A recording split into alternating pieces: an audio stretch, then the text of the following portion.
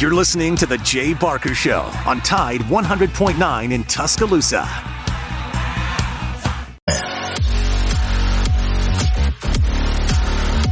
Well, welcome into the show. Wednesday, it's the third day of the brand new year, 2024. Matt and Lars, Wyatt Fulton is at the helm as we bring you this show. Brought to you by Haley Sansing, Union Home Mortgage. Coming up in just a few minutes, we'll go south, if that's where he is today, wherever, perhaps to the Mobile area. But Mick Gillespie will be joining us to talk about a lot of things Alabama. And the second hour, one of our favorites, as is Mick Gillespie, Steve Irvine will join us to talk about several things, including UAB, who won last night. So did Auburn in basketball. And as we shift away from the national championship focus on Alabama, we will start looking at basketball, because this Alabama basketball team has the talent, certainly has the coaching to make some waves. They just need to be able to get a little bit more consistent. I believe they open at Vanderbilt later this week. But what is significant about January 3rd in Alabama football history? Well, today is January 3rd, 2024. January 3rd, 2007. That is the day that Nick Saban got kissed right on the mouth at the Tuscaloosa airport as he was hired as the head coach at the University of Alabama. Mal Moore was just absolutely more than instrumental in getting Saban to Tuscaloosa from Miami. And I know it's old and cliche, but Wyatt, you were probably a young child, but yep. From January 3rd, 2007, it's cliche to say, but the rest is history. Look what the man has done, Wyatt. That might go down as one of the best. I think that might be the best hire in college athletics history. Not even just the University of Alabama. That might be one of the best hires of all time at any college program. And I was so young. I mean, it was January 2007. I was 5 years old when he was hired, and I'm now a full-time graduate student, full-time employee, and been following it since he got here.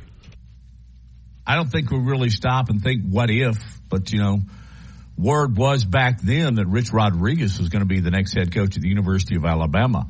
But didn't he turn the job down? Yeah, he did. And, he's been on our show many times as he led Jacksonville State to a bowl appearance and a bowl victory this year, first ever for the Gamecocks. But, and he openly admits and says, I'm the dummy that turned down the job at the University of Alabama. But, and no offense to Rich Rodriguez, who's been very, very generous with his time on this show. But I think most Alabama fans would say they're glad he turned it down because Nick Saban 2 years later was winning a national championship. I don't know if he's listening right now, but Coach Rodriguez, I'm sure you would have been great here, but man, Coach Saban's been something else. And ever since then, he has won a national championship at least every 3 years. And this is the first patch of time since the 2020 national championship where Alabama just mopped the floor with everybody, the COVID year. Mac Jones just went absolutely crazy. Alabama has not won a national championship since then, and that's rare.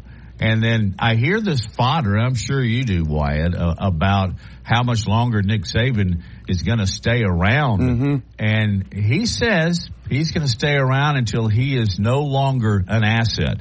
He says he does not want to be a liability. Right now, I don't see that. He's going to coach several more years, in Matt's opinion. What about you? I agree. I mean, he said it in 2020. Remember, he missed that Iron Bowl because he tested positive with COVID. He said it during 2020. He said, I don't find enjoyment just sitting here watching this. He said, I went absolutely crazy sitting at home all week. He said, I'm nowhere near close to retirement. And, I get it. It's 2024 now. We're 4 years after that. But he hasn't – I mean, this season people are saying is his best coaching job he's ever had. He took a team that had you asked me, had you asked any of our producers, our show hosts, I mean, none of them would have put us in the in the college football playoff. None of them would have put us in the SEC championship after watching that Texas and that USF game. So, to turn around like that and make this season what it was, a college football playoff appearance, the 30th SEC title in school history, just hats off to Coach Saban and that staff. This was their best coaching job I've ever seen. I agree, and I think Nick Saban has certainly hinted at that, if not just come out and said, hey, I know he enjoyed coaching this year, and one of the reasons is because he really had to kind of go back to basics. And, he's always working out with defensive backs. Those are the times we've actually been able to get onto the practice field. He always works one-on-one with them. Mm-hmm. But he coached, and his assistants, who were almost all brand new, they had to coach. And we talk about how much improvement the team made on the field as players. But I think this staff, with Tommy Rees particularly on offense, I think they grew alongside the actual players, and so did Nick Saban. So it's the future is bright for the Crimson Tide, and they've got a number 2 recruiting class. I don't see Nick going anywhere, and I don't see Alabama going anywhere in the national picture. I agree. Number 2 recruiting class, got a couple other, this next month we could hit 2 more recruits this week, and then next month we could hit another one potentially in a wide receiver, Ryan Williams. I mean, they're not slowing down. They're hitting the ground running, and I like to find a little bit of a positive light in any situation. I think Coach Saban intentionally took that dive in that Rose Bowl so that way he can get a couple extra days in recruiting to lock up some guys and get some staff members. There you go. Boy, that's finding the silver lining. Hey, people tell me I'm pretty good at that, so. Yeah. Well, that's one I haven't thought of. All right, Mick's going to join us in a minute, but just for a second, Wyatt, as long as you are now going to be a part of the Big Noon Sports team, you mentioned you're in graduate school now. Is that correct? That's correct. Yeah, I'm getting my graduate degree from the University of Alabama here in Tuscaloosa in broadcast journalism and sports media. So it's going to be a good one. I'm very excited that I finally can say that I am a student at the university. Where are you from? I'm from Mobile County. I grew up down there. I grew up down in the 251, and then I graduated from the University of Mobile in December of 22 with my bachelor's degree. It was a double major in broadcast journalism and in history. Cool. Hey guys, can you hear me? Hey, Lars, how you doing today? Hey. What's up? Been scrambling since about 4 o'clock this morning, but made it. How much time do we have before Mick comes on? We need to go into the break right now, if that's all right. You're listening to Big Noon Sports, presented by Haley Sansing, Lars and Wyatt and Matt. We'll be back with you, along with Mick Gillespie, on the other side of the break.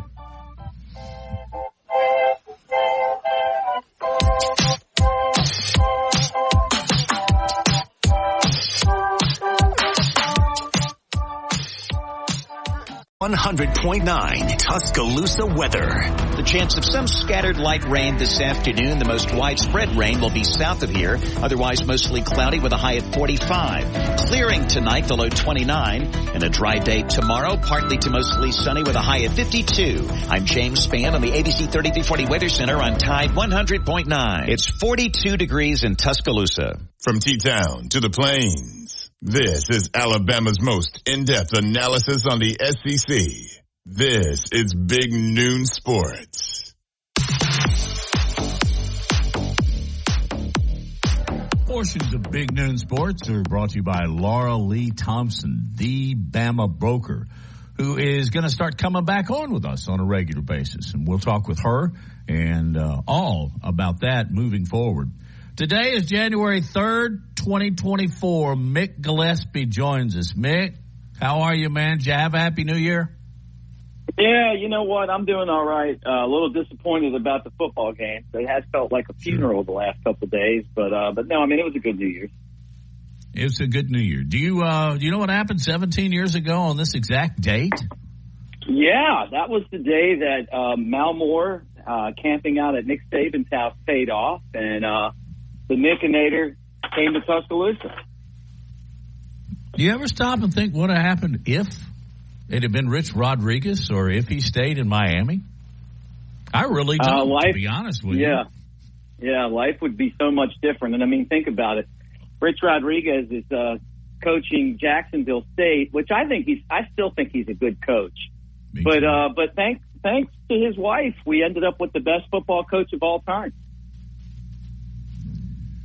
So give us your view.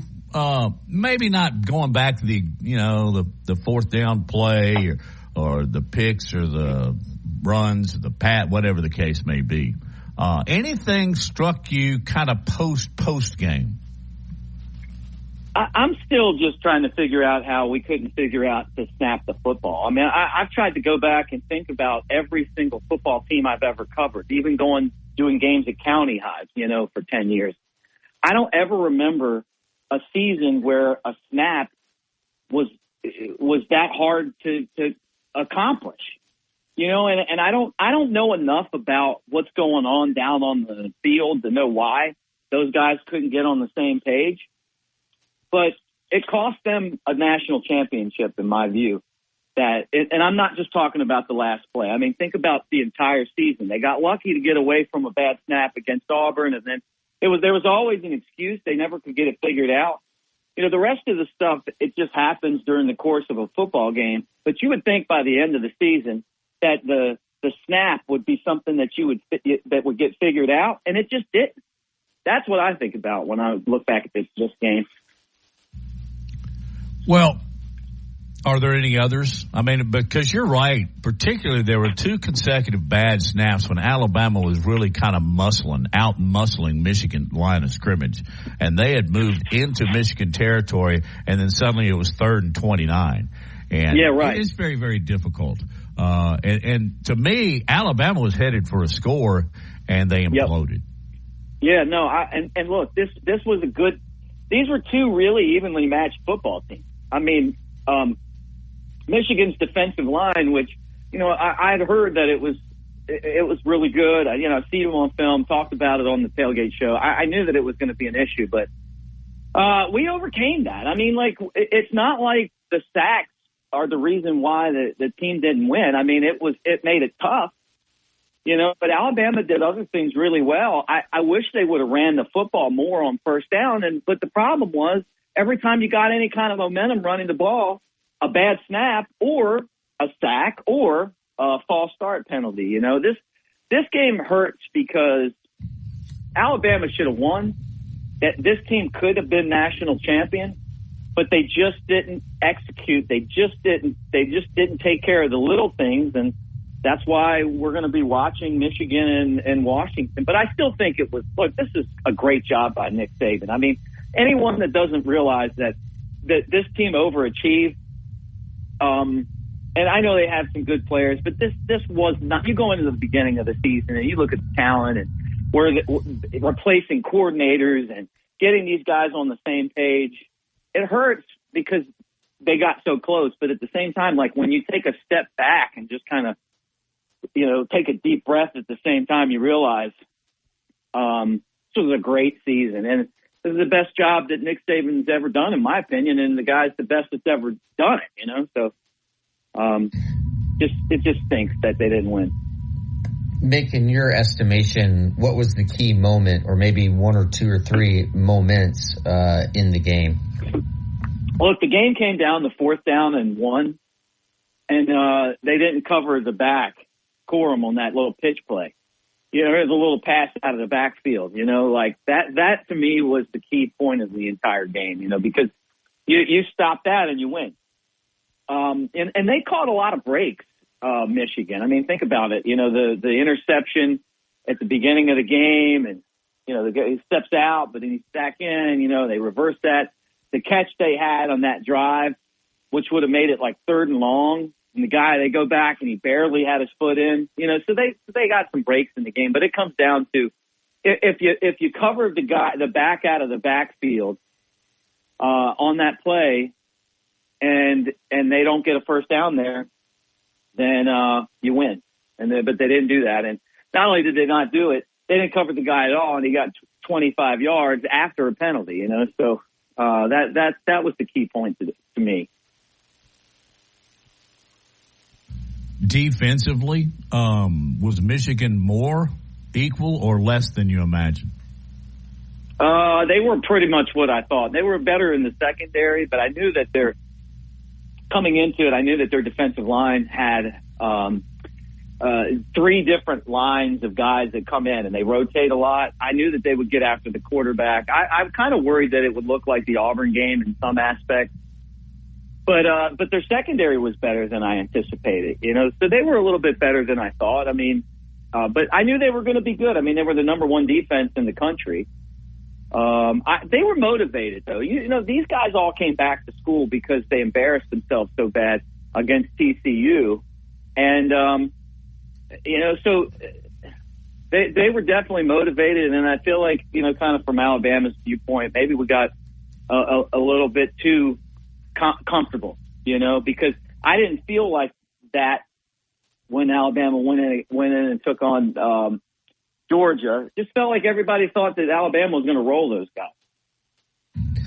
Mick, when the game was over, one thought entered my mind was that the better team won. Do you agree with that? Think Michigan has more talent on its roster than Alabama? Yeah, I didn't. I honestly, I felt like both teams were even. I thought the team that made the least amount of mistakes won, and I felt like that it was a very, very even. Very even. I think if these teams played 10 times, they'd probably split 5 up, 5 down. Michigan has a lot of experience, a ton of experience. They don't have as much talent, but they have a lot of experience. Alabama's got a ton of talent and didn't have really a lot of guys that even played in the 2021 national championship game, because they rotate guys out so much, like J.J. McCarthy's experience. Can you imagine if Bryce Young stuck around like McCarthy, what Alabama would look like? So that, obviously, the experience that they had paid off. But I mean, you're talking about a game that Alabama led with 4 minutes to go and, was, went into overtime. I didn't walk out of there feeling like, Michigan in my mind was better. I thought they were even, but I thought Michigan made one more play and that's why they won. Hey, let's talk running backs for a minute.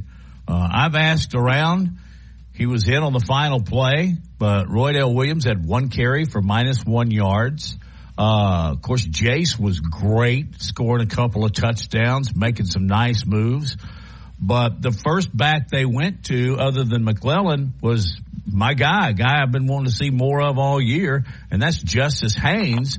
And he had 4 carries, and then we never saw from him again. So Do you have any information as to why they used the certain mix that they did? And then take a minute and look at the running back room for 2024. Yeah, look, I wondered the same thing. And I haven't heard that he was hurt. A lot of times you set up the running backs based on what you think that their skill set and effectiveness is going to be against a certain defense. So I figured that was it. But like I said, on my post-game show, and like I'll tell you guys, I was screaming at the television that I wanted Alabama to run the ball more on first down. And I just felt like the problem with the pass plays is that they weren't blocking them. But the run plays were doing well. But then every time you'd get some momentum, here's a bad snap. Here's a false start, and then all of a sudden you're in a spot where you have to throw. So I loved watching Justice Haynes. I wish he had touched the ball more. Chase did a good job, but I think that they should have ran behind that defensive line, the offensive line, which had a lot more success than they did pass blocking, run blocking. Got another question coming up concerning the snaps. We're going to go back to that. Mick Gillespie is our guest. You can find him on YouTube, and you'll find him on the other side of this break as you listen to Big Noon Sports.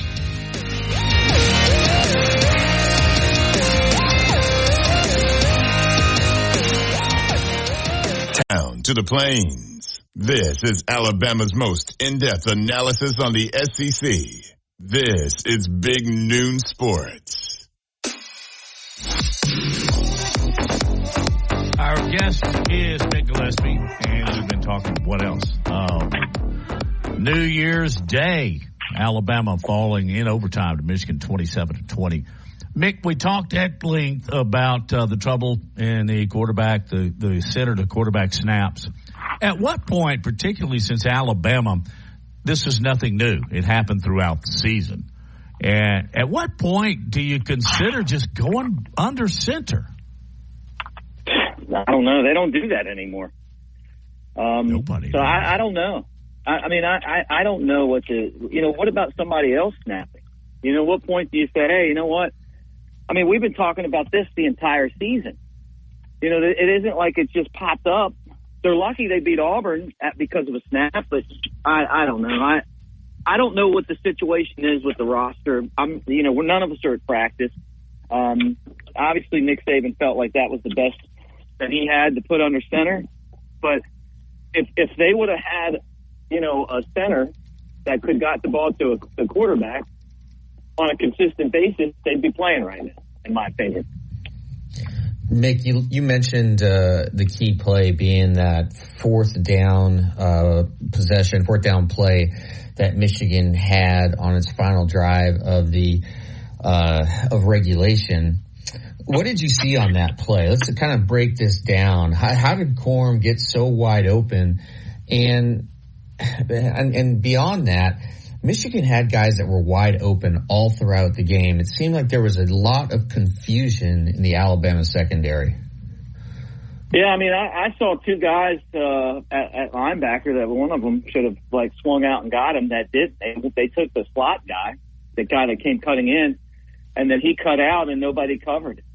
And I mean, it happens during the course of a game. This team had some guys with experience, but also have a lot of young guys on it too.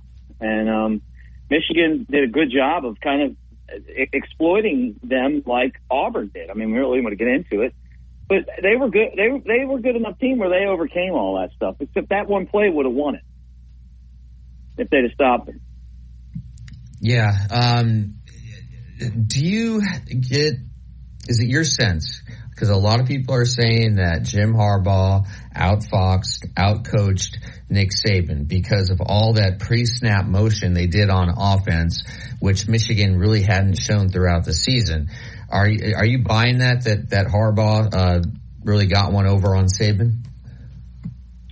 I'm not. I mean, look, it came down to a couple plays, and Michigan, if we had a team full of guys that weren't in the NFL that came back to play college football, if we didn't have the mass exodus that we have every single year to the NFL, I mean, think about it. I mean, if you had just if Bryce Young played this year, like McCarthy, where you stick around and play year after year in college and not go to the NFL, I don't get the sense that Nick Saban got out coached. I mean, a lot of it comes down to just executing. I mean, like the last play of the game, how many times are we going to replay that in our heads, and you look at it and it looked like a terrible play. And then all of a sudden you're like, well, a low snap's there. If you execute the snap and then all of a sudden maybe you throw it to the back or you have an option to run, you spread things out.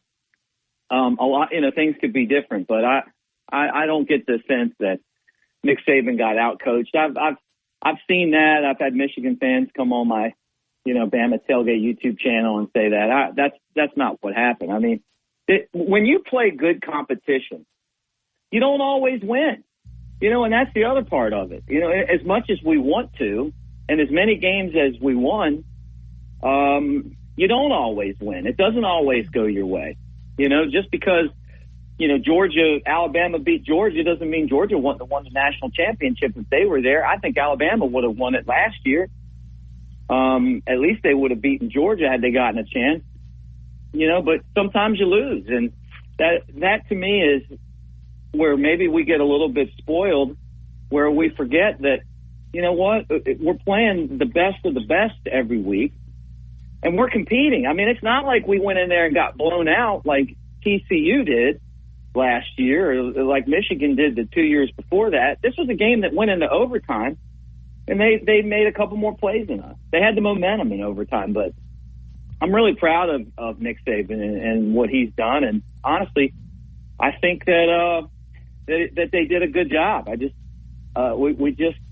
We couldn't snap the ball, and we put ourselves in some bad spots. But I mean, let's be honest. I mean, it was a game that you lost in overtime.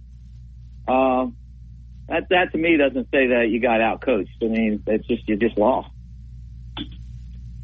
Hey, moving forward, Alabama's got their entire offensive line coming back. McLaughlin said he's not going to go anywhere. That he's got a COVID year that he can play, and he declared yesterday he was going to do that. So, and of course, you got Jalen Milroe coming back. Running back room, while not all that experienced, is very, very talented. If you pick up Ryan Williams, which I think Alabama will, he is a wide receiver out of Saraland. You ought to know a lot about him. Yeah. And then you go on defense, and a lot of returners there too, plus a number 2 class coming in. The future's still bright there in Tuscaloosa, don't you think? Yeah, look, experience too. Experience. I mean, it takes going through the process of playing in big games and championship games to understand what it takes to win. And I know, look, Nick Saban's been to a ton of them, but even when some of these guys were on the team in 2021, they weren't contributors. But you just mentioned it. I mean, you're talking about a lot of guys that are coming back that are contributors and that are a big part of what happened, on Monday and will be ready to go. I think that's going to pay off a lot. This team reminded me, everybody kept saying it reminded them of 2015. And, and I do a podcast, and you guys know this, with Jake Coker, who was the quarterback in 2015. And, we talked about it a lot that year. And he even kind of felt like it did. To me, it reminded me of 2014, the entire year, and the playoff game kind of played out the same way. Well, 2015, they came back and they ended up winning a national championship. So I think that the experience of what this team's been through, the fact that they stuck together and even though they lost, they got that taste in their mouth. They know what it takes right now. They're going to be hungry and motivated. I think Milroe's going to be better off for it. The offensive line's going to be better for it. And, the hardest part about all of this, and it's been tough because we love Alabama so much, just as grads, people that cover the team, is that we have to wait until the 8A game to get football again, right? And then we got to wait all the way until next year before it starts. That's the thing that's been the worst to me, because I've had a great time watching these guys this year. It's been fun to me, and I can't wait for them to get back out there again. And I think that going into the season next year, you're talking about a top 5 team, maybe even better, and a force to be reckoned with. Mick, let's look at the other national semifinal game, Texas and Washington. Michael Penix plays a game of his life. Washington beats Texas. Were you surprised by that result? No, actually, no. That game played out exactly like I thought it was going to. My buddy Mike Johnson texted me like the day before, and he's like, "What do you think?"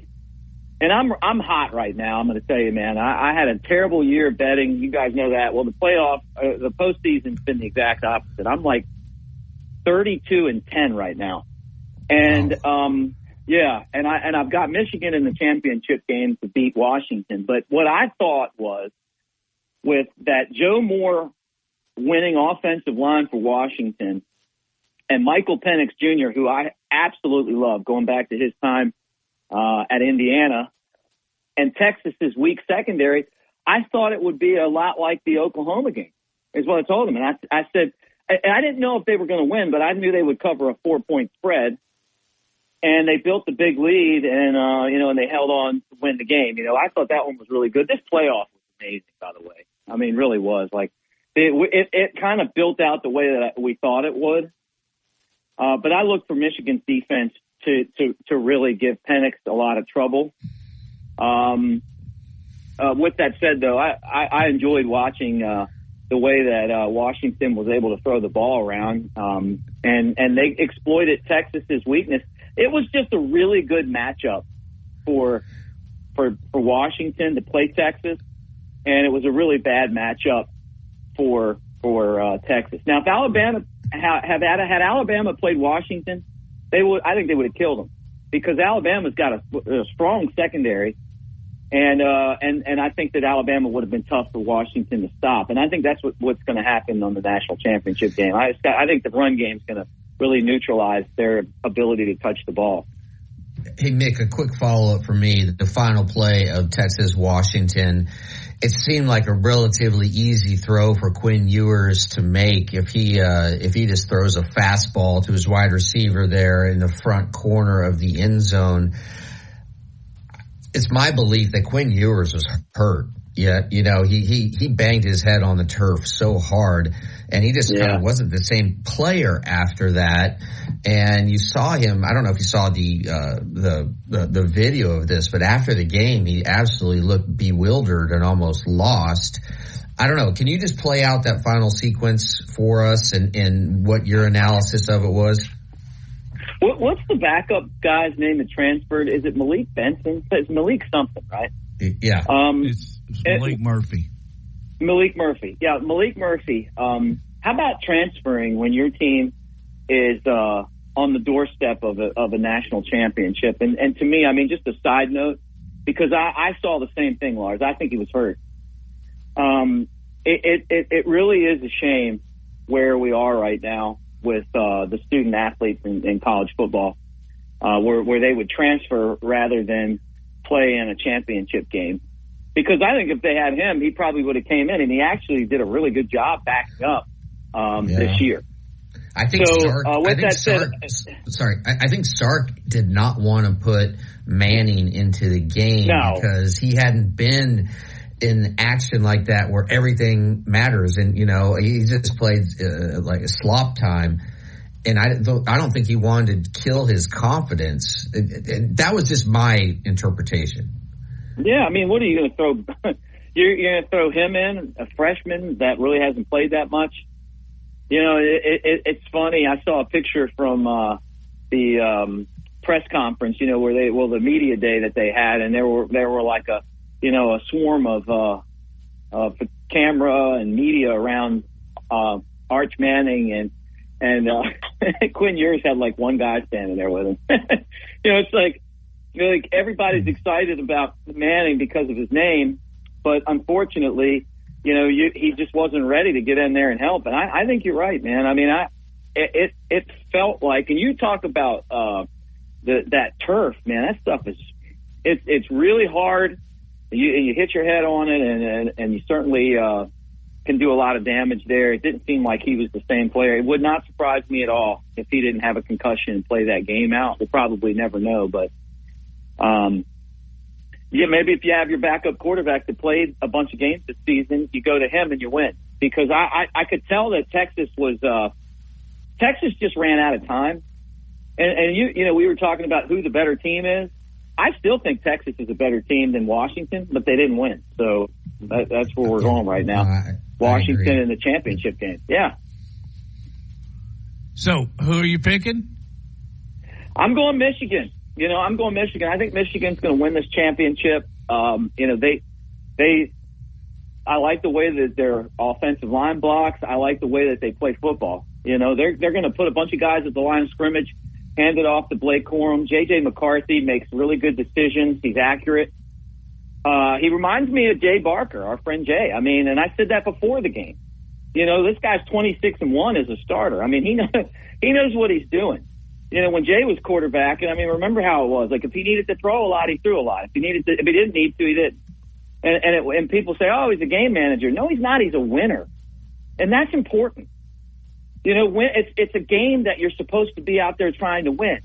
I can still hear Greg Maddux asking me one time, if you scored 5 runs, how many runs do you need? Well, how many can you give up? And the answer's 4. But if you're winning by a run, then you can only give up 1, right? It's all about winning, and J.J. McCarthy's not losing this football game. Mick, tell everybody where they can pick you up. Hey, please check out my YouTube channel, Bama Tailgate YouTube, covering Alabama every day. And then with Jake Coker, Elephant in the Room, Roll Tide Pods on YouTube as well. Thanks, guys. Thank you, Mick. Thanks, buddy. And Happy New Year. And Happy New Year to all. It's the 3rd of January as we move forward on Big Noon Sports.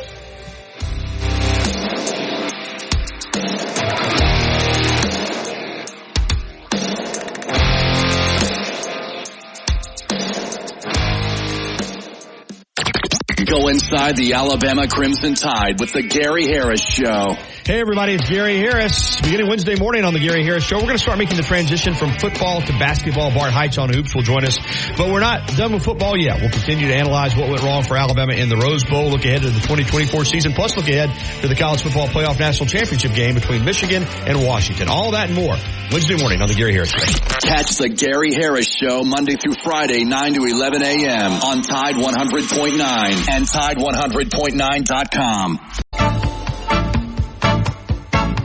Securing the best mortgage possible requires a lender who has knowledge, is trustworthy, and treats customers like family. And no one is better at all of this than the mortgage miracle worker, Haley Sansing. Based right here in Tuscaloosa, Haley Sansing has spent decades working in the mortgage industry. With Haley, it's personal, holding your hand from contract to close. With Haley, it's about one thing, you. Call Haley on her cell, yes, her cell, 205-792-1813. That's 205-792-1813. Let Haley help you. NLMS number 230376. Tune in to Tide 100.9 Tuscaloosa weather. Chance of some scattered light rain this afternoon. The most widespread rain will be south of here. Otherwise mostly cloudy with a high at 45. Clearing tonight, the low 29. And a dry day tomorrow, partly to mostly sunny with a high at 52. I'm James Spann on the ABC 3340 Weather Center on Tide 100.9. It's 42 degrees in Tuscaloosa. More Big Noon Sports coming up.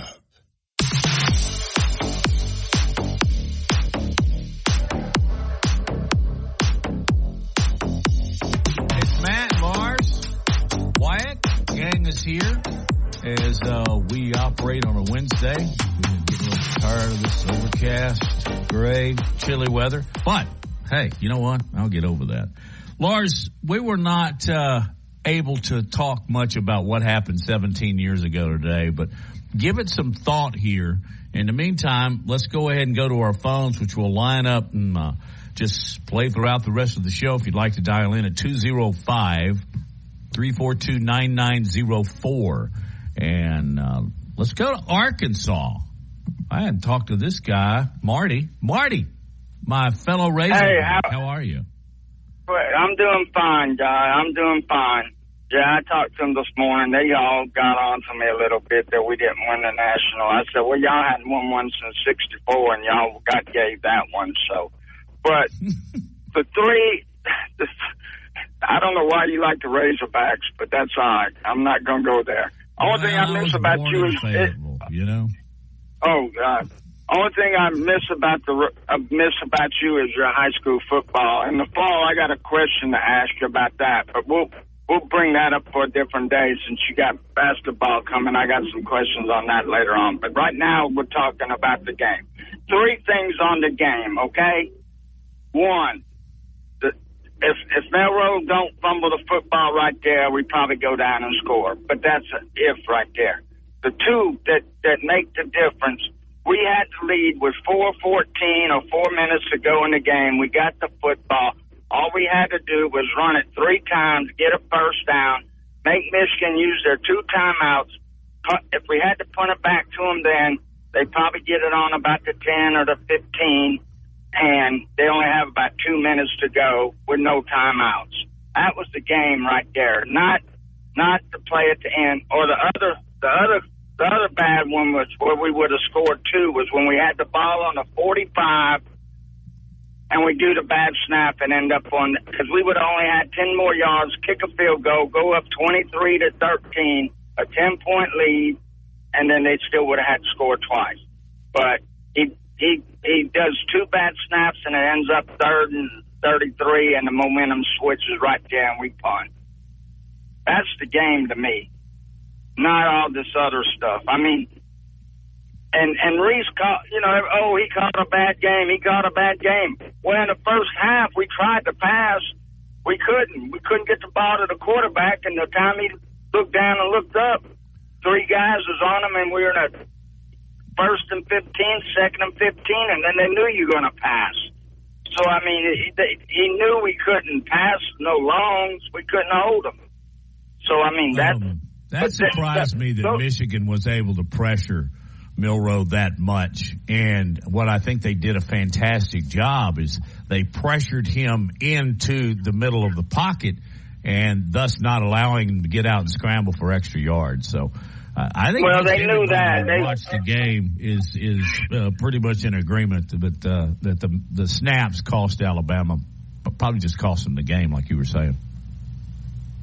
Yeah, but I don't know. I mean, I'm not, everyone, why didn't you put something? Well, we're not out there at the practice field, and Saban knows a lot more football than I'll ever know.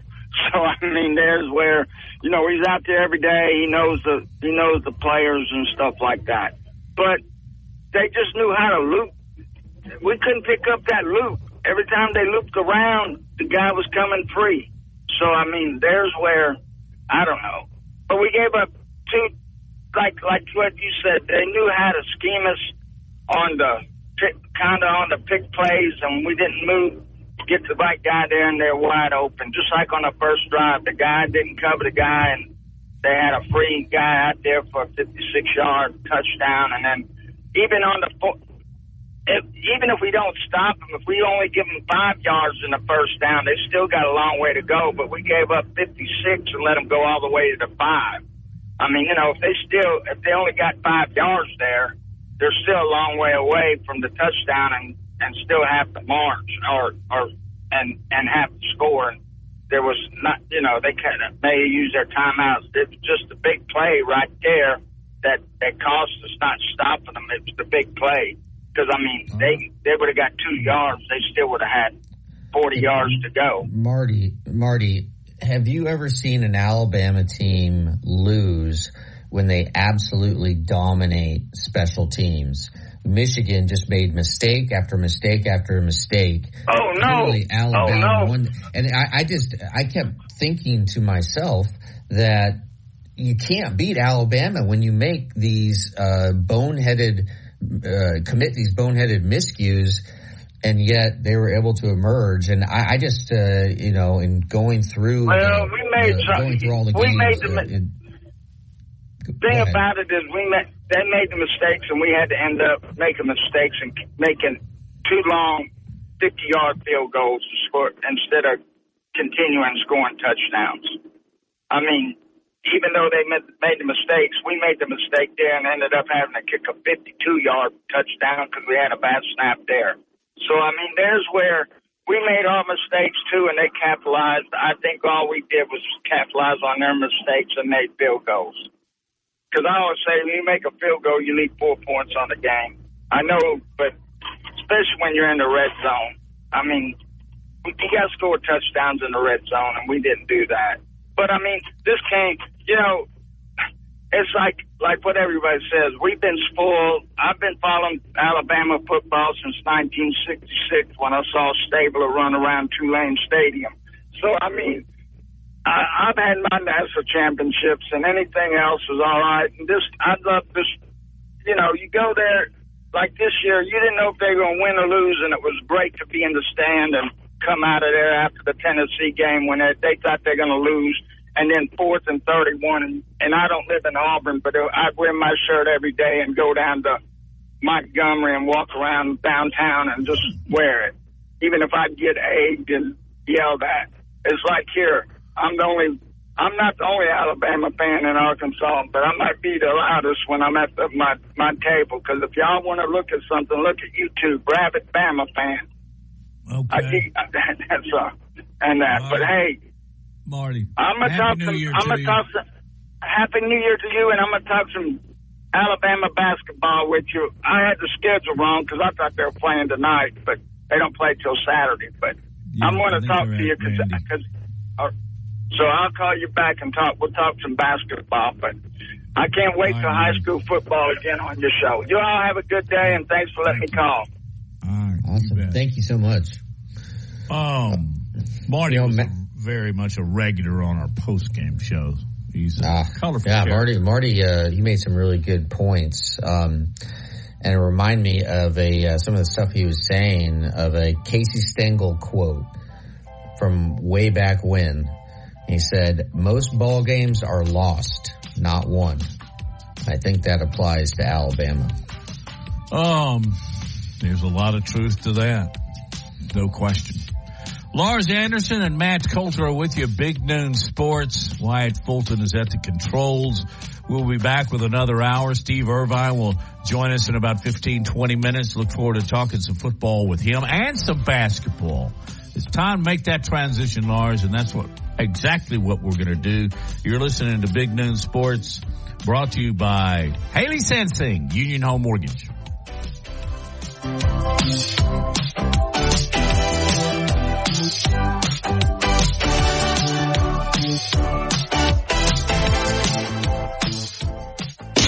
WTBC Tuscaloosa and W265CG Tuscaloosa, a Town Square media station. Tide 100.9 and streaming on the Tide 100.9 app. From the Fox Sports Studios in Los Angeles, here's Nick Cope. Bills quarterback Josh Allen downplayed the neck soreness he's been dealing with this week, saying he'll be good to go for Sunday night against the Dolphins. Allen is expected to be limited in practice today. A couple of teams in the AFC confirmed they'll be resting quarterbacks this week. Chiefs locked into the 3 seed. Patrick Mahomes will not play. Blaine Gabbert starts. And for the Browns, locked into the 5 seed, Jeff Driscoll starts in place of Joe Flacco. Elsewhere, the Commanders will start Sam Howell at quarterback against the Cowboys. Jets quarterback Zach Wilson has not cleared concussion protocol, so he will not play in the finale against the Patriots. Trevor Siemian gets to start. Jaguars quarterback Trevor Lawrence is expected to practice on a limited basis today as he continues to work through a shoulder injury. He's considered day today. Jacksonville did open the practice window for receiver Christian Kirk to come off injured reserve. And Niners quarterback Brock Purdy leads all players in fan voting for the Pro Bowl games. This is the Big Noon Sports Network.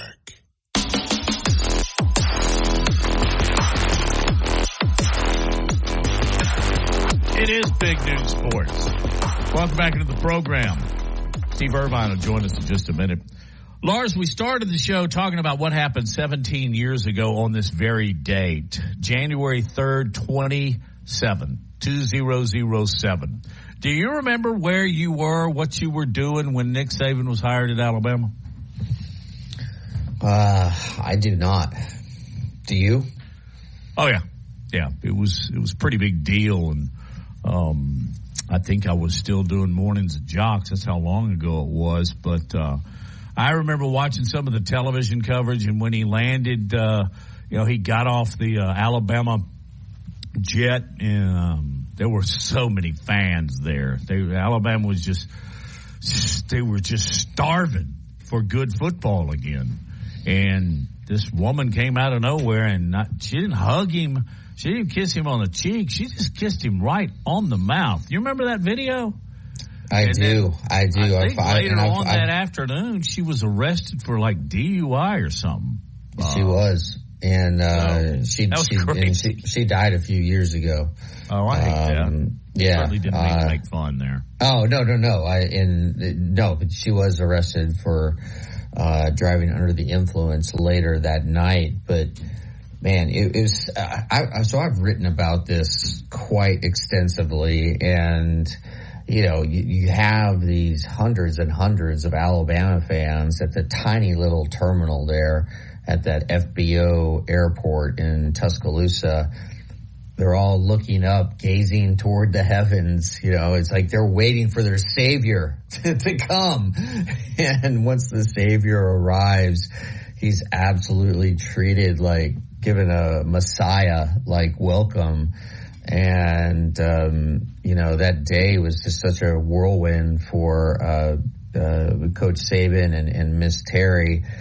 But, he commented to me years later that when he got the job, he was coaching at Michigan State, gets the job at LSU.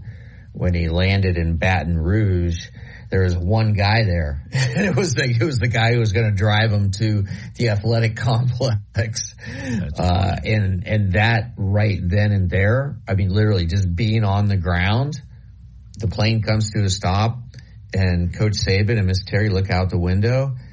I know that they kind of looked at each other like, wow, well, this is a little different. And then, I would love to go back, and if you listen to his opening press conference and what he says, and maybe we can pull this up and we can play it later in the show because I think it is so relevant, because he lays out his vision for what he wants Alabama football to be. And you know what? 17 years later, he has done absolutely everything he said he was going to do. I mean, Matt, it is just so remarkable. And I've gone back and I've listened to that 100 times at least, because again, you know, I've written extensively on Nick Saban, and it is just remarkable what he said in that opening press conference. It's like you couldn't really appreciate it at the time, and so often in life you don't appreciate things until they're in the rearview mirror and you have the benefit of retrospection. But man, Matt, his vision that he laid out, it absolutely came to fruition. It did indeed, and you know, two people were more than involved in this. They were a part of the decision, not necessarily Mal, but it doesn't happen without the constant pursuit and patience and drive of Mal Moore. And then I think once that maybe he had turned the tables a little bit with Nick, Terry finished it off. And I think there were times Saban might have thought about leaving to go elsewhere, but I don't think Terry Saban was going to do it. So you always, when you think about this date, 17 years ago when Alabama hired Nick Saban, you have to include Mal and Terry. Why, Matt, why do you think it has been such a successful marriage of Nick Saban and Alabama? Now, yes, he had success at LSU. He built up Michigan State, but nothing like what he's achieved in Tuscaloosa. Why do you think that is? Why has it just been an ideal fit both for coach and university? I think it goes back to, you know, even to the 26 Rose Bowl, and certainly back to Coach Bryant, where Alabama has a very, very proud tradition, and he knew that. And he also knew that if he got in there and started winning, then things were going to fall, namely recruiting, which he puts Top Dog Big T's number one in all of his plans for Alabama football. And Alabama football fans embraced that and supported that. And when he started winning, then things, to a certain extent, became even easier at the University of Alabama because Alabama fans are so football savvy. They could see what the guy was doing. Did it matter at the time, and this is something I haven't explored, but did it matter at the time that Nick Saban was not sort of one of us, you know, an Alabamian? He didn't have any roots connected to the Bear Bryant coaching tree, right? He was a complete outsider. But if just based on memory, I don't remember anybody being upset about Nick Saban being hired. But nonetheless, if you go back, and this is true with all big time programs, traditionally you want a coach that has some connection to the university or some connection to its rich history, but Nick Saban didn't. Well, but Alabama fans, once again, are so football savvy. He may not have been coming home to visit Mama, but Alabama fans knew who Nick Saban was. He won a national championship, you know, at LSU. And they remember him at Michigan State, too. And then, of course, he was very noted in more negative ways than positive for his time at Miami. But I think a lot of fans had a lot of trust in Mal Moore. And I maintain before Saban, and I said this when Mal Moore unfortunately died, that Mal Moore was the second most important man ever, human in the history of Alabama football. And he was. Of course, now if you were, you know, still putting up, you know, Mount Rushmore, Mal would still be up there, but Nick would be there too. And Alabama fans are smart enough to put a lot of trust in Mal Moore, and boy, everybody's glad he did.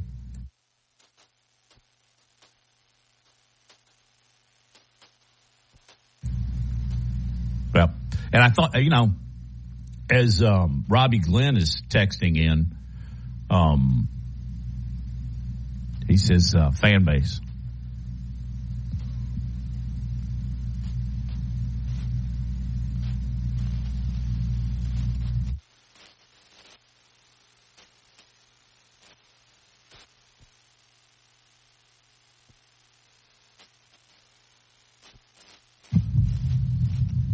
I think we may have lost Matt there. Yeah, okay, sorry. I'll just reiterate that Seth McLaughlin just entered the transfer portal, and that comes from you, Wyatt. Your reaction? Yeah, my reaction, I hate to speak ill on anybody, but man, the snapping this season, just, I don't know what it was. I know he was injured to start the year, and I think Kerry Clark had mentioned that yesterday as well. But it seemed to have not gotten better all year. I mean, the season almost ended in Auburn. We wouldn't have even got a chance in the Rose Bowl because the play before 4th and 31, that ball sails right by Milroe. McLaughlin misses the snap count, snaps it before we're ready. So I wish him nothing but the best, but, you got to be able to snap the ball, got to be able to create good timing. I mean, I certainly hope that Alabama fans treat him with respect and don't blame anything on him because it's a 4-quarter game, a lot of plays.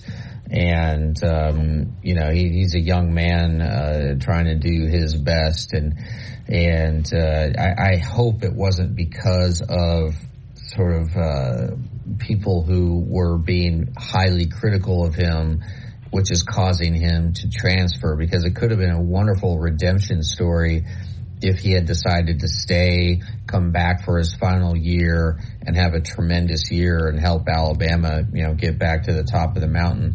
But I certainly could understand why he would want a change of scenery. And, we'll get into this more on the other side, Wyatt, but, and we're going to be speaking with, Steve Irvine, just a terrific sports writer based here in Alabama. And we're still going to dig deep into the Alabama-Michigan game. What happened? What went wrong? Why did it go wrong? We're going to talk to Steve Irvine. Coming up next, listen to Big Noon Sports.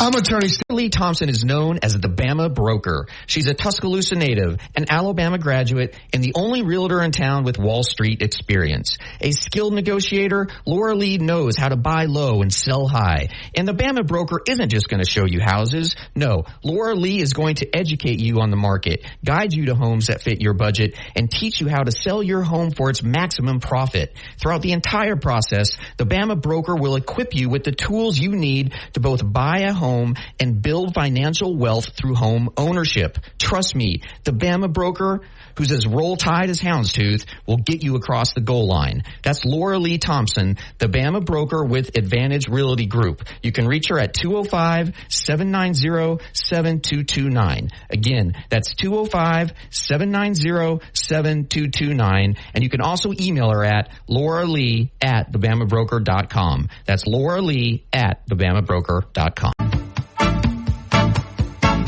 Securing the best mortgage possible requires a lender who has knowledge, is trustworthy, and treats customers like family. And no one is better at all of this than the mortgage miracle worker, Haley Sansing. Based right here in Tuscaloosa, Haley Sansing has spent decades working in the mortgage industry.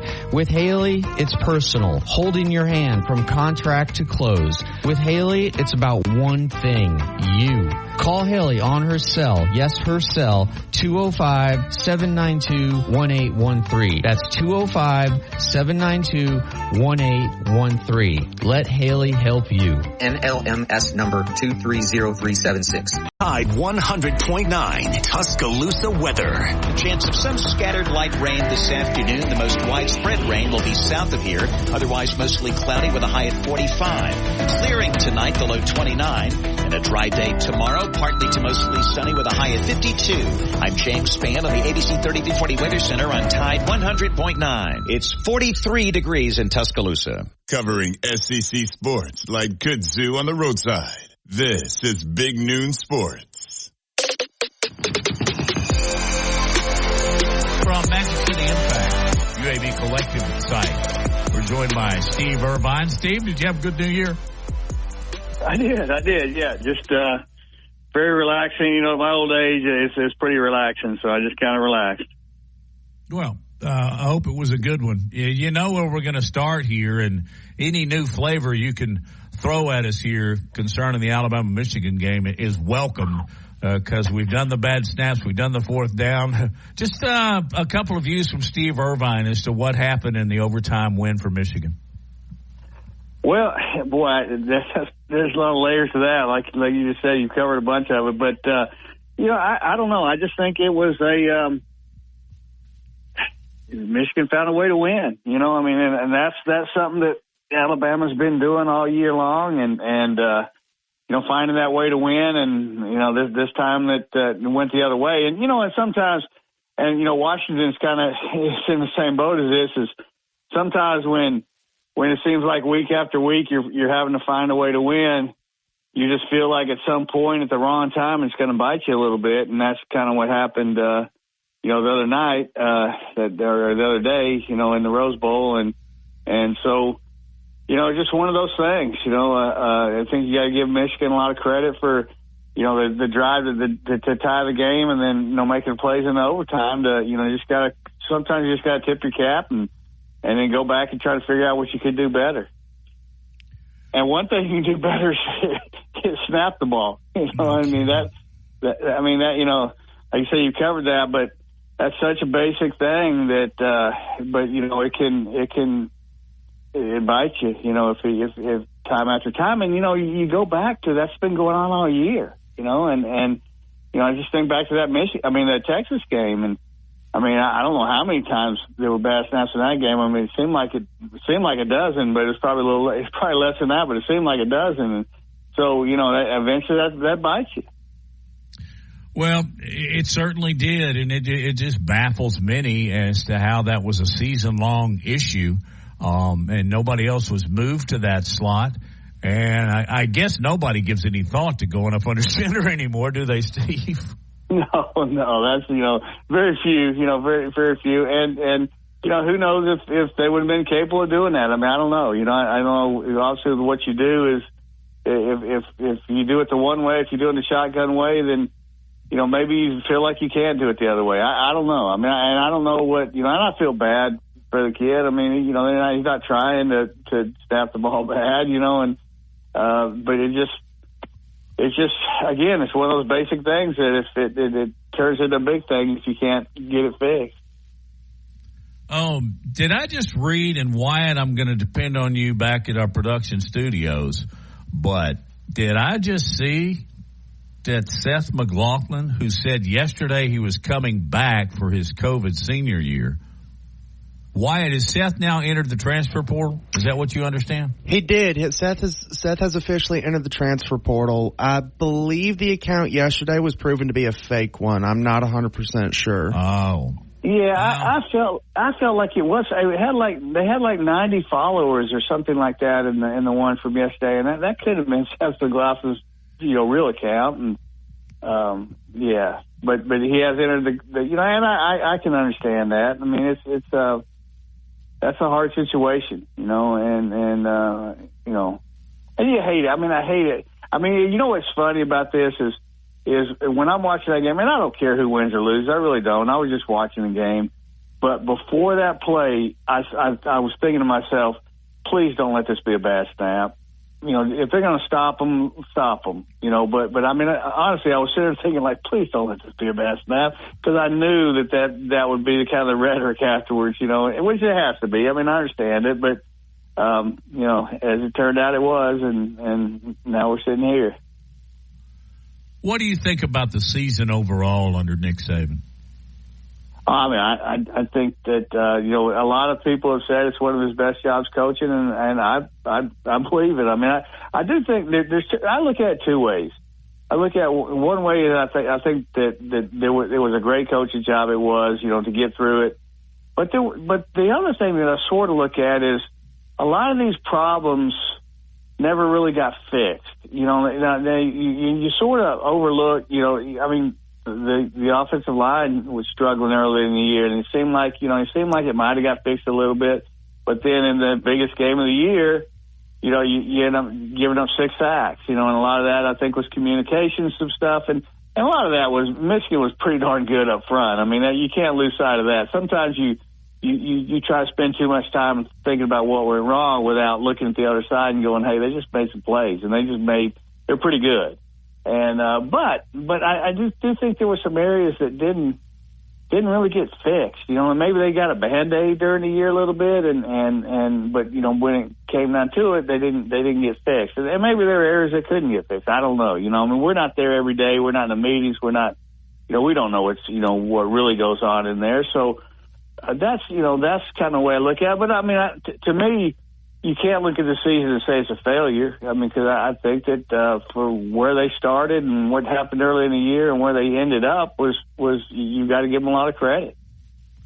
Well, and Saban was quick to point out in his post-Rose Bowl game news conference that it had been an amazing season. I think he really, really liked this team, and he certainly, like everybody else, would like to carry them forward. But one of those problems that just never seemed to really get fixed that I thought was fixed was left tackle, Proctor. But, man, he got chewed up by Michigan. So he did. Yeah, those little mistakes, the little false starts, the bad snaps, and then the left tackle getting beat. Those problems, I guess, we saw against Michigan never really went away. Yeah, they did, and I do think as part of it. I mean, I do think you have to look. You have to look in the mirror, and you have to look at everything that happened. And I do think there was some. Tommy Rees, I didn't think had a great game. I thought there were some things that he could have taken advantage. I mean, you look at what Justice Haynes, and I mean the running game I think had a chance to really be good. I really do, and I don't know that they ever really fully let it be good on in that game. And again, it's hard to sit here. It's easy to sit here and say, hey, you should have done that, you could have done this, that kind of thing, when you're not actually the one actually trying to do it. Figure it out, in a few seconds, that type of thing. But I do think that they didn't let their running game really get fully going, and I think that there was a possibility that it could in that game, and so I think there's a lot of it. I mean, I don't think it's just. I mean, I think it's a lot of layers, and I think you have to again, you have to self-evaluate and say, what could I have done better, and I think that's what. I'm sure that's what they'll do moving forward. It's not going to bring anything back, but I think moving forward, you got to do that. Steve Irvine is our guest on Big Noon Sports. Here's a question maybe you hadn't gotten yet.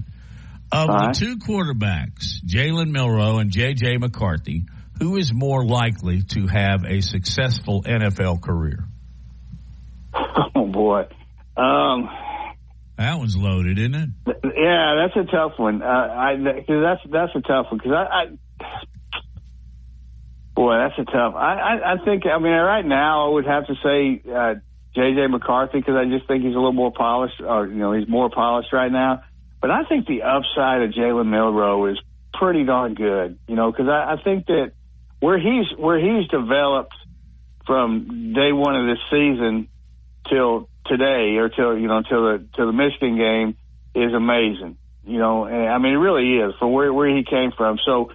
To the upside of him, if he keeps developing that way, then maybe I would say him eventually. But right now, I think I would go with McCarthy. It's tough. I mean, that's a tough one, but I think I'd go with JJ. I just don't know if JJ's kind of reached his plateau, and I think that maybe Jalen Milroe just has a lot more upside, a lot more room to grow. But that we will find out. Now, moving forward. take a look at what I really like to do. Let's talk about Texas and Washington first. Was that result a surprise to you? Maybe a little bit. A little bit. I didn't think that. I like Washington. I've liked Washington all year long, but I didn't think that Texas played particularly well. And, part of that was because of Washington, I think. But, I was surprised a little bit. But I tell you what, when you have a great quarterback like that playing at the level he's playing, and you have the receivers he has, and you're used to winning games like that, you're used to, you're not bothered by those situations, maybe I should evaluate it, or maybe we all should evaluate it different going in. Steve, can you hang for a minute? Yeah, absolutely. All right. Would you tell everybody a little bit about Magic City Impact? Yeah, Magic City Impact. We're at MagicCityImpact.com. Just tell the UAB story for the NIL arm of UAB, trying to raise money for the players and with the NIL. But we just tell the story, have a good time doing it, and we'd love to have you guys join us. Steve Irvine, our guest on Big Noon Sports, presented by Laura Lee Thompson, the Bama Broker. Back in just a moment.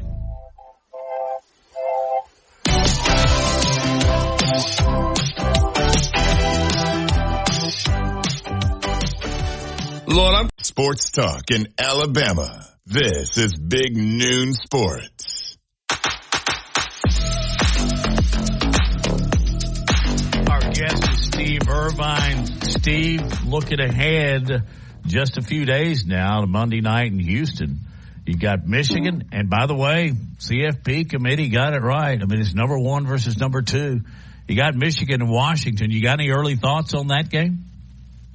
Yeah. I mean, my first early thought being a West Coast, had my time on the West Coast. I wish this one was played in the Rose Bowl instead of the other one, even though it was a great experience. But it's like a traditional Rose. In fact, I've seen this game in the Rose Bowl before. I've actually been there watching them play this game. But I think that early on, with just looking at it right now, I do think that Michigan has an advantage, and I don't like the way that Washington really matches up with Michigan's strengths right now. But again, I go back to, you just got to go back to Michael Penix Jr.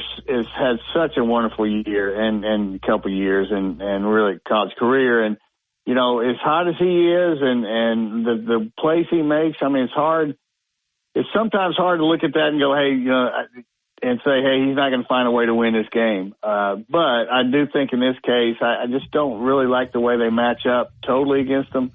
I think that, with the injury to the running back for Washington, that's going to hurt because that sort of takes away any of that, or just takes away a lot of that. I don't know if moving forward what's going to happen with him, but I don't know. I think Michigan ends up winning it just by playing Big Ten football a little bit, and but I do think it's going to be a great game, and I am really excited to see it, and I hate to say this on being with my feet here in Alabama, but I think it's kind of cool that there's not an SEC team involved. I really do. I mean, just for the sport. I mean, for college football. Not that I like the SEC. I'm fine with it. If there had been 2 SEC teams, I'd have watched it and been fine with it. But it's kind of, I don't know. I think for the sport, it's kind of cool to see, a couple other conferences in there. Steve, you spent a lot of time on the West Coast in your career. You're very familiar with the Rose Bowl. Kirk Herbstreit has come out, and Kirk obviously has one of the most powerful voices in all of college football. He's advocating for the national championship game to be played each year in the Rose Bowl, even though it is somewhat dilapidated and outdated. Would you favor that? And again, you are someone who's speaking from experience because you've lived out there. And I wouldn't. And I say that as somebody who absolutely loves the Rose Bowl. I mean, loves it. I mean, that to me, that's my sporting life. My highlights are the Rose Bowl. I mean, I remember going in 1973 with my father, and watching USC beat Ohio State with Sam Bam Cunningham. And I mean, I really love the Rose Bowl. I got a deep love for the Rose Bowl, but and I understand where Kirk Herbstreit's coming from, and part of me does agree with it, but overall, I just think that it's you just can't put it. It's so far to get out there, and it's the Rose Bowl itself is. I love it, and I know you do, but it isn't the greatest. It doesn't have the bells and whistles that the newer stadiums have, and I think a lot of people, that's important to a lot of people. So I don't think that it should be your and I understand as a historian and that type of stuff, I think it would be wonderful, but I just think ultimately it's there's just people want the bells and whistles and things, and I don't mean that it shouldn't be in the rotation, but I think it should be in the rotation and that it should go different places. Ditto. Since you're very familiar with it, I've never been, but Alabama fans that I've talked to said it's kind of archaic in the way you get concessions and way you have to get to the restrooms and so forth. Is that true? Oh, absolutely. And it's been like that forever. I mean, you go into the seats through these little tunnels, and the tunnels are just packed. I mean, you're just packed in there, and you sort of just make your way, and you have to make your way in and out to go to the bathroom and concession stands to get to them. So yeah, I mean, it's that part of it is, and the seats are small. I mean, it's there's a lot of things about the Rose Bowl that are difficult, but I don't know. There's just something you just feel special, and the traffic getting in and out is brutal. But you just feel special when you're sitting in there, especially on New Year's Day. I mean, I've been to it a lot. I've been to UCLA games there and different things, and even then you feel it's kind of cool being there. But the Rose Bowl game itself is just, to me, it's like no other. But the stadium's not. The stadium's old and it's difficult, and I can see how people that have never been there before, particularly, or the first time being there, I can see how you sort of think like, wait a minute, this is what they're talking about. But, then you see, with the mountains there and the sun coming out and the weather's great. It's a wonderful day, but the stadium, it does leave a little bit to be lacking. Yeah, clearly it needs to be renovated. I'm not sure if that's going to happen or not. But going back to Alabama and Michigan, what surprised you most about this game? I'll tell you one thing that surprised me. I thought that for a lot of the game, I felt like Michigan was the most physical team, and I know they build themselves off being physical and that type of thing, but you don't see that a whole lot in Alabama games. I don't think you do. I mean, I think that usually Alabama's the most physical team out there. And I felt like there was stages during that game where Michigan really dominated physically, and I do think that there was times where Alabama matched them physically, but I that was the one thing that really kind of jumped out to me, in the game. Let me close out with you, Steve, and talk about what happened this past weekend in Nashville, and that's Auburn just getting absolutely manhandled by Maryland. I was set to give Hugh Freeze a solid B+, that including New Mexico State. That one set me back. You? Yeah, it did, and there were some glimpses of things that had happened, during the season and even late in the season that you think like, okay, well, you can build off this, and you didn't see any of those in that game. And I am hesitant in this day and age with opt-outs and whether guys even want to play and that kind of stuff to try to gauge too big of a reaction off a bowl game. I really am, but it was alarming. I tell you the one thing to me that I liked, and it meant nothing to the game, and it meant, but to see what Hank Brown did in his going out in his chance to play quarterback, because he's a guy, because they've got a lot of quarterback issues. I don't care what they say about, whether Peyton Thorne's going to be the guy moving forward.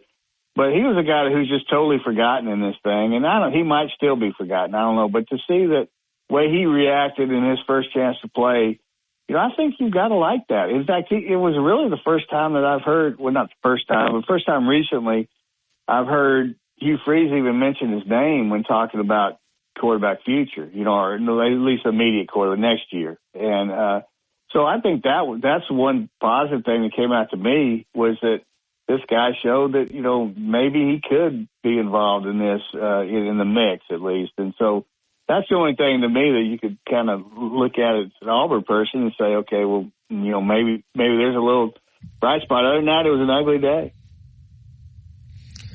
Hey, Steve, can you just real quick give us an update on UAB basketball and also just what the national picture looks like now in the world of college basketball as those of us in Alabama now shift our attention from football to hoops?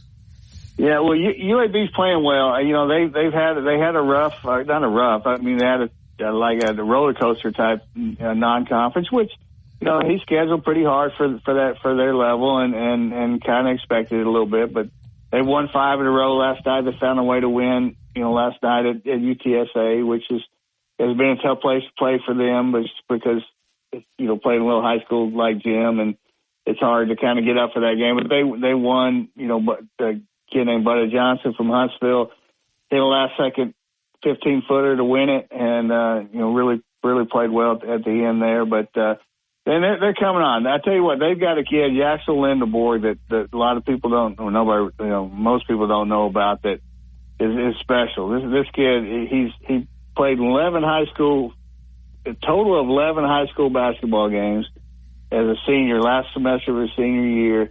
And then spent 3 years in junior college, one of them being a COVID, and so nobody really knows about him. He's 6'9", really a special kid. So I think he's going to be a guy that's going to be fun to watch over the years. And so they're playing well. I tell you one thing, I guess national picture, and we'll stick with the SEC. SEC is going to be fun now. I mean, you look at, and I don't know that a lot of these schools push themselves enough during a non-conference. I'm looking at South Carolina.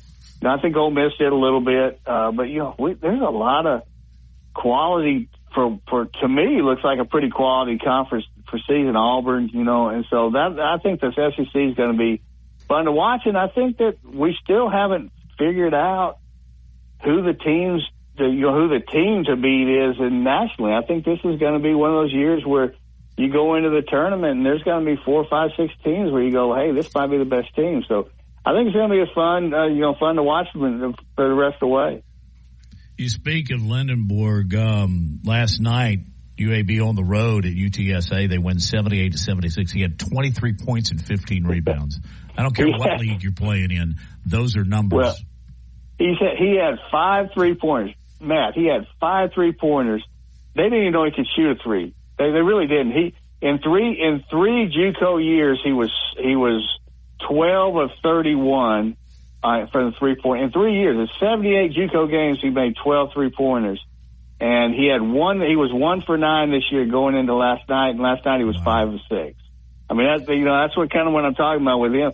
He's so fresh into the game. He hadn't played that much that he's like a newborn colt or something. I mean, I'm telling you, I think we better get this Magic City Impact going, because I think that by the end of this year, there's going to be some NIL people coming after him, some bigger programs coming after him, because he's going to be that. He is that special, and he's just getting better, day by day. Thank you, Steve. Happy New Year to you and your family. I appreciate you guys. Happy New Year. Absolutely. You're listening to Big Noon Sports. Thank you to Steve Irvine from MagicCityImpact.com. And Lars and myself, along with Wyatt, will be back, and we'll play you a little of what happened 17 years ago on this very day.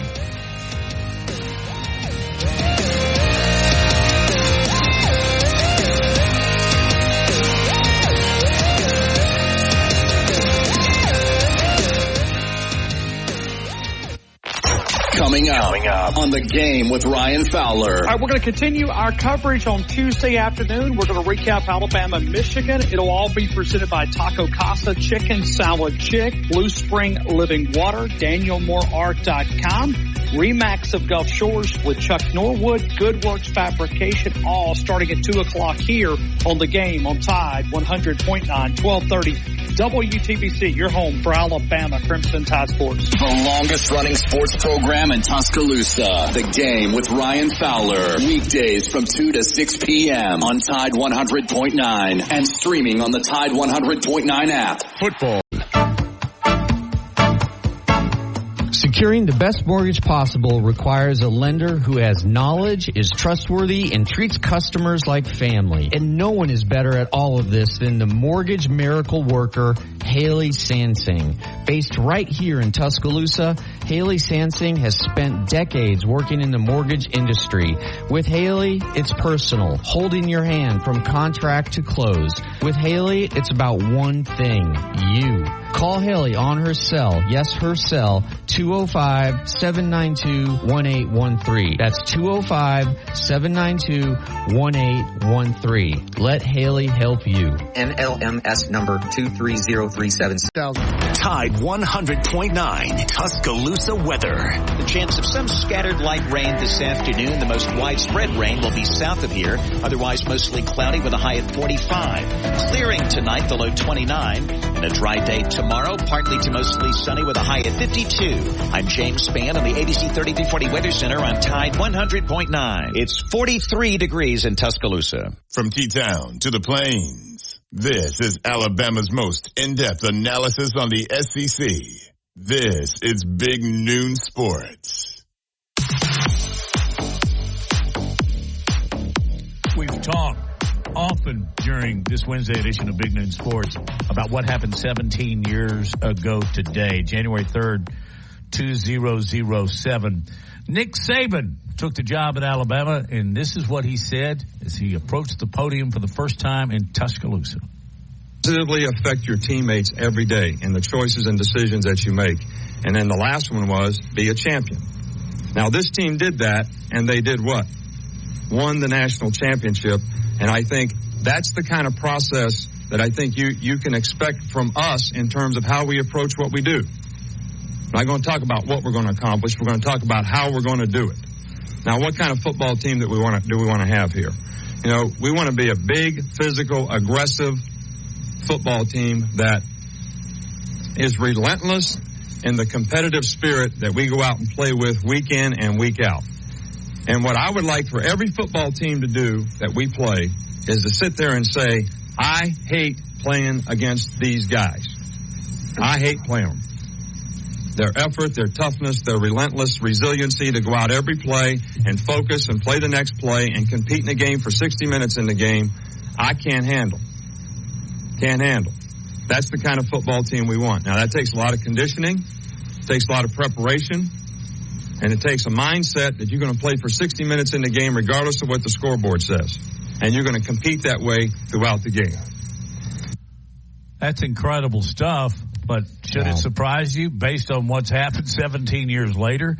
Because he could have said the very same thing. In fact, some of his players said that very same thing in SEC media days. But there are two words in there that you hear him say often. What's the first one? Process. And then also, not as often, he used the word relentless.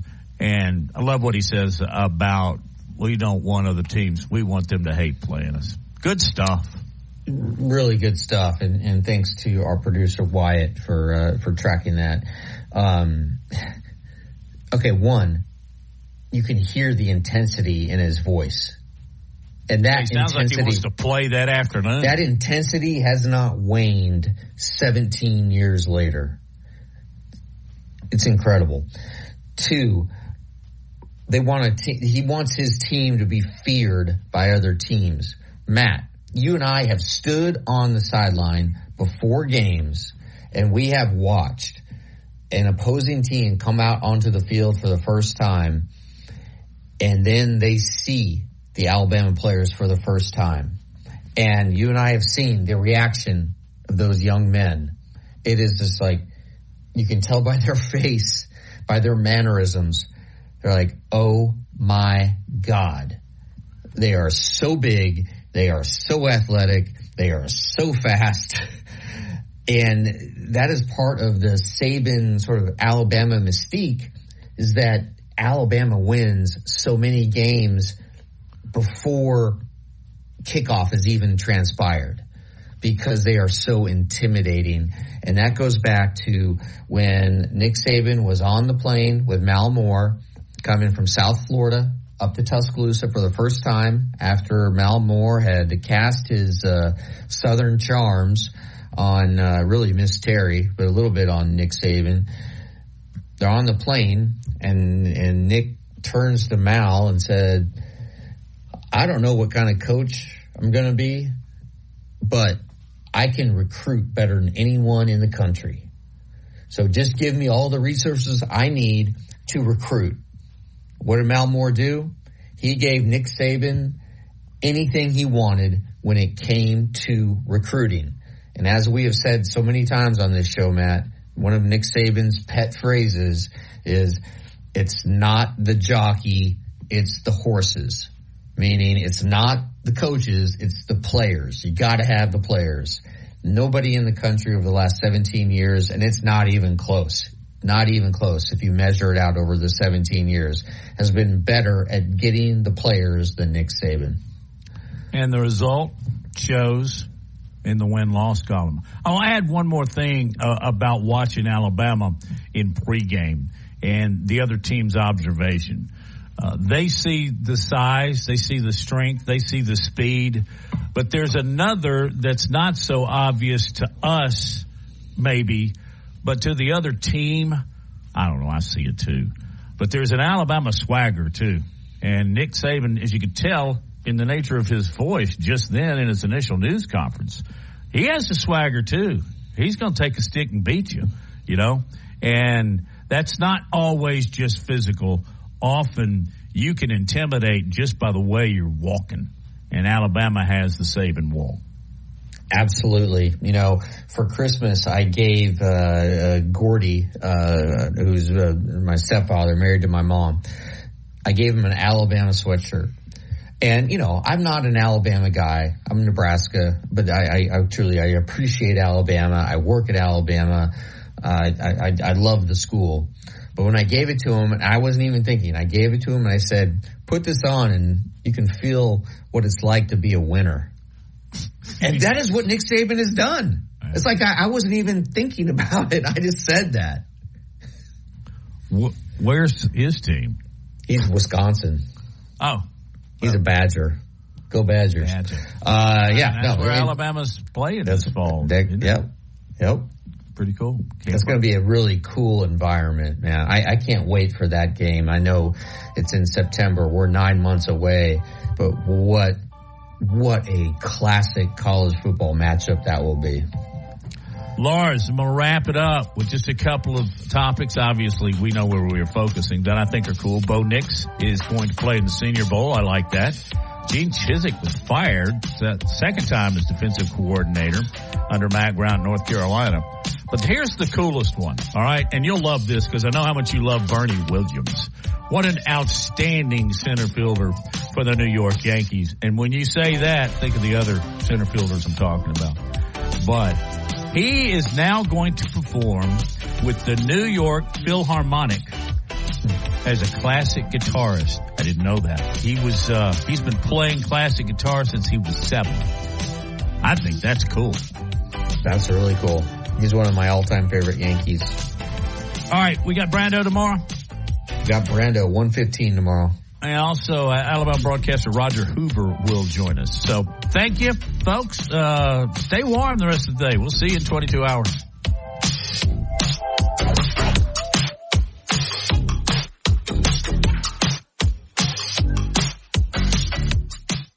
Tune in to Tide 100.